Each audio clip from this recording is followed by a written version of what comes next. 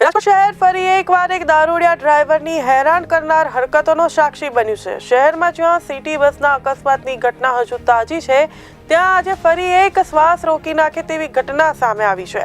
મહાવીર જીવદયા ચેરિટેબલ ટ્રસ્ટની આ વાન નંબર GJ03HR0664 જેનો ચાલક હતો મદિરાની નશામાં લથડતો જોવા મળ્યો હતો। આ વાન આમ્રપાલી ફાટકથી ભોમેશ્વર તરફ સર્પાકાર ગતિએ ચલાવવામાં આવી રહી હતી અને રસ્તામાં 3 થી 4 વાહનોને ઠોકર મારવાનો પ્રયાસ પણ કર્યો। લોકોના જીવ સાથે ખેલવાડ કરાઈ રહી હતી, પરંતુ અહીં એક મહત્વની બાબત એ રહી કે એક જાગૃત રાહદારે વાનનો પીછો કર્યો।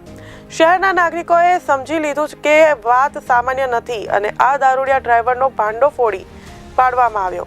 ત્યારે પોલીસને બોલાવવામાં આવી અને બમણો મહેનત કરી આ દારૂડિયાને ચાલકને પોલીસ વાનમાં બેસાડવામાં આવ્યો અને રાજકોટ પોલીસે કાયદેસરની કાર્યવાહી હાથ ધરી હતી।